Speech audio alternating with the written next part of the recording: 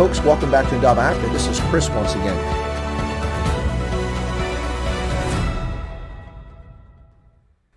Hello, folks, and welcome back to Chris Wyatt Africa here on the Indaba Broadcasting Network.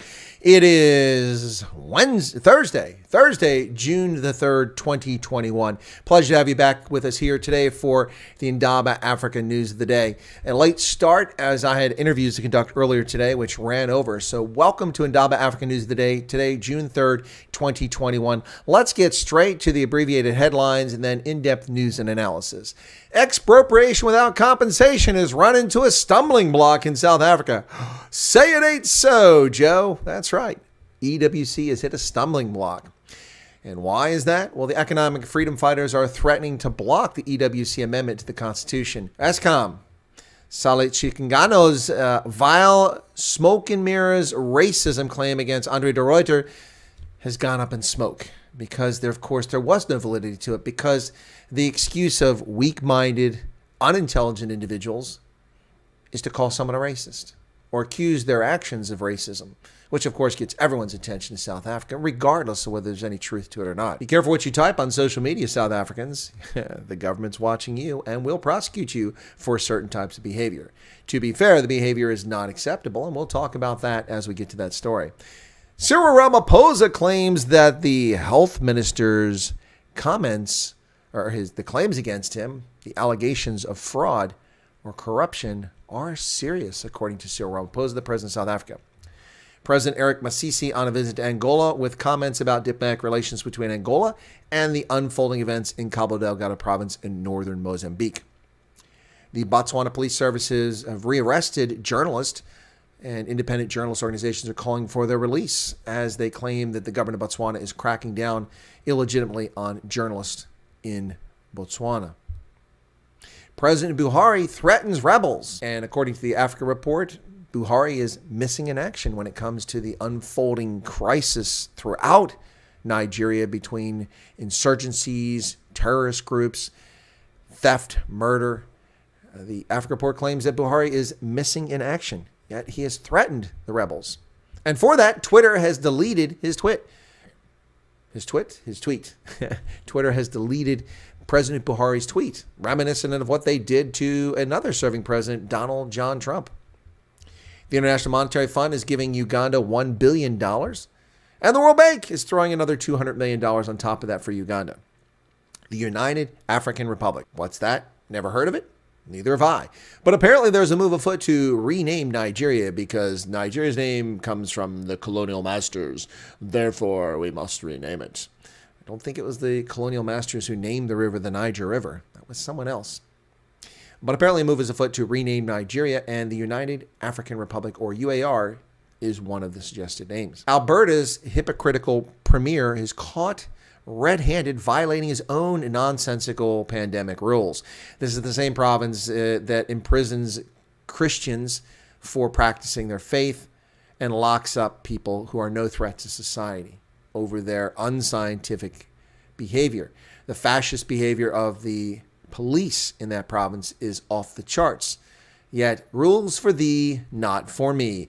The hypocritical premier of Alberta caught red-handed. Just like Gretchen Whitmer in Michigan, just like Chris Cuomo in New York, and the endless list of these idiots who think that they're above the law, which isn't even a law, but they persecute you for violating their idiotic rules, which aren't laws. And Twitter has a subscription pay service, Twitter Blue. No, thank you. Those are the headlines in the abbreviated newscast today, folks. Let's get to in-depth news and analysis right now. Let's start off with this whole issue of expropriation without compensation. And this is an op-ed commentary before we even go any further. South Africa has zero need whatsoever for expropriation without compensation. Number one, expropriation without compensation is not about land. It's about property. Property includes your tangible assets, such as retirement accounts, cash, houses, vehicles, jewelry, clothing. Those are all property assets, all of which could be seized by a corrupt state. And this is what one of the goals is. It's also the second goal is to intimidate political opponents. Because if you fear that your property will be confiscated by the state, All they have to do is threaten you and say, hey, if you don't shut up about our malfeasance and our corruption and quit telling people about it, we're going to take all your assets. And do it legally. Morally bankrupt, but legal. Like many of the laws that occurred under apartheid, morally bankrupt, but legal in that system. But they didn't make them right.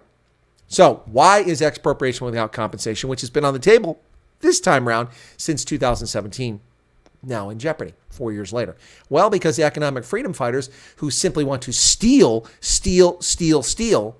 from people who are legitimate owners of property think it's inappropriate to consider compensating anyone for stealing what belongs to them, what they've earned through the sweat and toil of their own labors. Plan for land expropriation in South Africa hits major stumbling block, according to Bloomberg. Plans for South Africa's ruling African National Congress to amend the constitution to make it easier to seize land, let me correct that, to steal land without paying for it, have gone awry because it failed to pin down sufficient support from other parties to push the changes through. That's because the only other party that's remotely interested in this outright legal theft from all South Africans, not simply white South Africans, which is another misnomer, is the economic freedom fighters.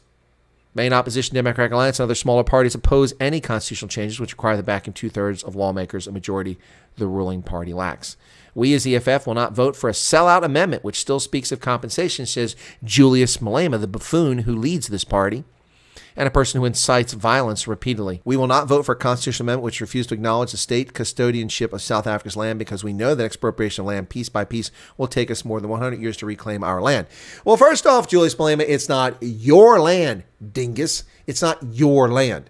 And the state doesn't own the land. The state shouldn't own land other than for military reservations, for government buildings, for government facilities, for nature preserves, those exceptions. The people own the land. The people who legitimately purchased it and obtained it own the land. Now, before you spew your lies, Juju, 75,000 people plus filed land claims under the Land Restitution Act from 1995 to 1999, a 5-year period. Over 74,000 of those land claims have long since been settled, mostly because most of the claimants simply wanted financial compensation. This lie about land, the fact that this even is on the table, disqualifies South Africa from the Africa Growth and Opportunity Act, and they should be removed from it. They shouldn't have preferential duty-free exports into the United States because they're of good governance. They don't have good governance. They seek to undermine property rights, which is a hallmark of the requirements to qualify for the Africa Growth and Opportunity Act. EFF threatens to block the sellout amendment as expropriation row heats up. According to Bloomberg, it's over, but it's not over. They've asked for an extension, which they should not be given. Their clock ran out on May 31st, and they shouldn't be given any more time to come up with a thieving piece of legislation. So the claims against the CEO of the state parastatal Eskom, the electricity utility in South Africa, are nothing but nonsense, as we all suspected. The claims by a corrupt official himself, Sale Tshitshirango, the inquiry finds there's no evidence for his highly irresponsible allegations. An independent inquiry into allegations of racism and abuse of power by Eskom CEO Andre de Ruyter has found no evidence that he conducted himself in a manner that amounted to racism or that breached governance. The inquiry, headed by advocate Ismail Samanya, was established by the Eskom board in April after a senior employee wrote to Chair Makgoba and to President Ramaphosa to complain about de Ruyter's conduct. Of course he complained about de Ruyter's conduct because de Ruyter was not committing fraud like this gentleman apparently was, diverting contracts and paying patronage to his friends and pals instead of delivering services to South Africans. So you vile creatures who spew racism at every turn and then accuse other people of being racist, it's falling on deaf ears. You've so delegitimized the term racism or racist that people simply don't listen. And that's because of nonsense like this. No racism involved. It's like the Duke lacrosse rape case. Never happened. All a fiction, all a fraud. And all it did was destroy the lives of a dozen young white men because of racism. No consequences for anyone except for the fraudulent prosecutor who pushed the case. None of the Duke University officials sanctioned for their shameful conduct the lives of these players, their reputations destroyed into perpetuity, their names dragged through the mud, when some of them weren't even at the fraternity house the night that it happened. This goes on all the time, and the miscreants are seldom punished. This gentleman should be punished for this whole episode and his fraudulent accusations. Because there's real racists out there. And by cheapening it, by claiming every time that someone wants to simply do the right thing, and you have malfeasance in mind that it's racism, you damage the label of racist and racism. Well, South Africans, speaking of racism and comments, be careful what you do on social media. The government's coming after you on WhatsApp. Ramaphosa signed the cybercrimes bill into law, bringing the cybersecurity laws in South Africa more in line with much of the world. It's now an act of parliament, creates offenses for and criminalizes, amongst other things, the disclosure of data messages which are harmful. Examples include those who incite violence or damage to property. Okay, that should be a crime. Those who threaten persons with violence or damage property. That should be a crime. Of course, how that will be interpreted will be the key. Those who contain intimate image sent without the subject's consent. What is intimate? Is topless intimate for a male? Other offenses include cyber fraud, forgery, extortion, and theft of incorporeal property. The unlawful intentional access to a computer system or computer data storage medium is also considered an offense, along with the unlawful interception of or interference with data. So cyber hackers are also now going to be guilty of crimes. It's shocking that these simple remedies are not already part of South African law. It took this long. Where has the ANC been since 1994? They came into power in 94. The first graphic-based web browser from University of Illinois at Carbondale, written by Mark Anderson and a team of graduate students and undergraduates at University of Illinois Carbondale, known as Mosaic, was released in 1994. And here we are nearly 30 years later, and the ANC has discovered that there's cyber crimes out there that need their attention. Wow. Talk about being asleep at the wheel, ANC. Talk about being asleep at the wheel. Well, asleep at the wheel, another ANC minister accused of serious corruption charges. This time it's Willem Mkhize, the health minister in South Africa. Dr. Mkhize is accused of corruption related to the pandemic. South Africa's President Cyril Ramaphosa says that the calls of allegation against the health minister are serious and disturbing. These are serious and disturbing allegations, Ramaphosa said in his presidential budget vote on Wednesday. It is essential investigations are finalized without delay and that the due legal process is followed. Now, of course, that's just playing for the cameras. Ramaphosa will do nothing to root out corruption in his cabinet. If he did, he'd eliminate virtually every cabinet minister at this stage. Each week reveals yet another miscreant in the African National Congress stealing from the people of South Africa while spewing racial nonsense to divert from their crimes. Botswana's President Eric Masisi had visited Angola this week and had many things to say in an exclusive interview with Africa News. I'll give the highlights of that now. Masisi talked about the Mozambique crisis and relations with Angola as well. The insurgency in northern Mozambique is posing a threat to other countries in the Southern African Development Community. Duh! Thank you for that insightful nugget there, folks. The Economic Bloc of 15 countries discussed aims to ensure peace in Mozambique. Botswana is the current chair of the Oregon on the SADC, Oregon on Politics, Security in the region, has conveyed messages to discuss issues of instability in the region and more recently has concentrated on the situation in Mozambique, said President Mokwetsi Masisi, Eric Masisi. Well, the events that unfolded most recently that got people's attention, got the world's attention, took place on March 24th. April 24th, May 24th, June 3rd. You see a pattern here? No action by the Southern African Development Community. Hardly shocking, hardly a surprise. The so-called African standby forces don't exist. The ACIRC, the Africa Crisis Response Initiative, doesn't exist. Well, they do exist, but they never deploy. Why? They seem to be very convenient vehicles to hoodwink Western nations into supplying training and equipment so that these governments can do it on the cheap and not fund their military forces and security forces properly, leaving that to other countries and then never employing them. So what else did Masisi have to say? Talked about Mozambique, and he also talked about relations with Angola and cooperating with Angola, two neighboring states. The largest water source in Botswana, of course, is the Kavango River, which comes down from Angola and fills up the Okavango Basin. So they talked about that. As we discussed with President Lorenzo, we want to enhance cooperation in every space, and the beginning point is to understand what the ecology holds, what the environment holds. We in Botswana have exploited the terrain and beauty provided by the headwaters from Angola in the Delta in the particular ways, and it is up to Angola to see if that is what they want to do also, or do something else. As long as whatever is done is sustainable, does not bring harm to the Delta and the waters, we are fine. So we've agreed to cooperate and collaborate. It's really an open question of what can be done in the context of the origins of the Delta, the Okavango Delta waters beginning in Angola and in the Kaza Zone. Angola and Botswana are also both diamond producers, and so they're looking at working and cooperating there as well. While all this is going on, the Botswana Police Service, or the BPS, has been accused of detaining and arresting journalists, independent journalists, and there are calls by the Committee to Protect Journalists for their release. This is the same group that's calling for the release of Jeffrey Moyo in Zimbabwe, who was arrested by authorities for supposedly illegally facilitating the arrival of New York Times journalists into Zimbabwe. Botswana police charge Moletitlo news boiler staff with criminal trespass. Botswana authorities should immediately drop the criminal charge against 2 journalists and 3 media workers and cease harassing members of the press and seizing their devices, the Committee to Protect Journalists said today. The 5 are expected to appear in court this month in connection with a case dating from January. On the 20th of January, outside Botswana's capital, Harare, they arrested Shepo Sitibe and Michelle Taisi, 2 reporters from this group, a privately owned news outlet that publishes on Facebook, and 4 media workers with the company. All 5 employees were released 10 days later on February 7th after being charged with 2 counts of criminal trespass for entering 2 houses on January 25th, 27th in search of Obakeng Badubi, a man who disappeared earlier that month, according to the Botswana government. The employees had entered the house as part of a news investigation into his disappearance. The outlet publishes stories of people who have disappeared. Criminal trespass is punished for up to 1 year in prison, according to Botswana's penal code. This harassment of journalists and independent journalists continues unabated in Africa, particularly in southern Africa, but not exclusively. Zimbabwe's government, Harare, has ordered the cessation of the acceptance of the U.S. dollar. And of course, famously, Zimbabwe's dollar was worse than the Weimar Republic's Deutschmark. And what happened was that the entire economy imploded under the venal and corrupt economic policies of ZANU-PF. The dollar was introduced, along with the rand, less so, but the dollar was introduced as a form of currency and became one of the countries around the world, a small handful of countries that relied on the U.S. dollar, including the United States, of course, Liberia, and the Zimbabwe, and a few other smaller countries that use the U.S. dollar as their currency.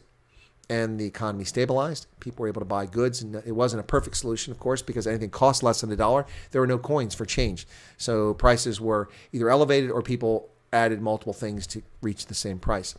Now, once again, the government of Zimbabwe, trying to protect its ludicrous new currency, is banning the use of U.S. dollars. Prices of goods in Zimbabwe are spiraling again, threatening to halt and decline consumer inflation after authorities last week forced businesses to stop quoting prices in U.S. dollars in a bid to encourage the use of the faltering local currency. Despite the reintroduction of the Zimbabwe dollar in 2019, most businesses have been charging U.S. dollars, with customers having an option to pay using local money at rates higher than the official exchange rate.